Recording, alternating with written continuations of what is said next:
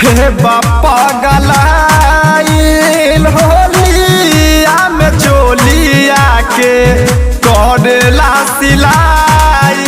हमर होली में सामान रोता तबरे में मजा लुटता कि हमर होली में सामान रोता तबरे में मजा लुटता बहरे में मजा लुटता।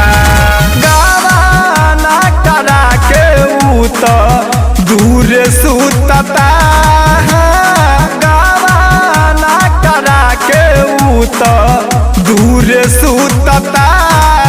हमर होली में सामान रोता तबरे में मजा लुटता कि हमर होली में सामान रोता तबरे में मजा लुटता।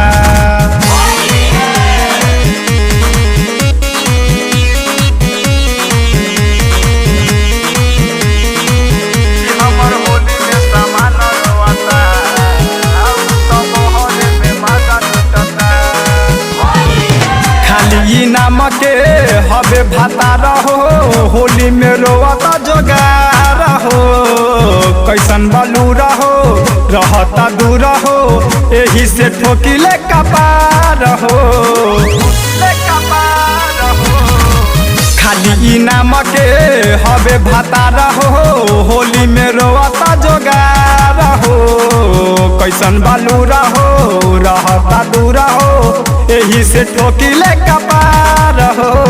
संगहि के सखी सनला हार लूटता संगहि के सखी सनला हार लूटता। हमर होली में सामान रोता तबरे में मजा लुटता कि हमर होली में सामान रोता तबरे में मजा लुटता।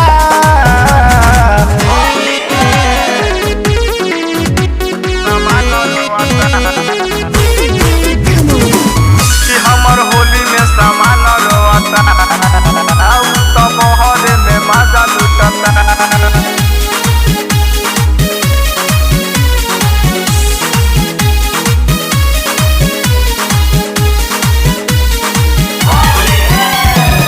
रंजन प्रेमी पिया रहे परदेश हो होलिया में बढ़ता कलेश हो।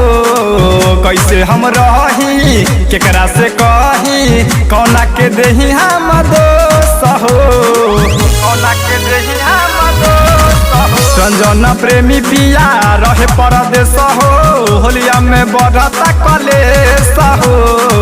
कैसे हम रही कौना से कही केकरा के देही हम दोस्त हो।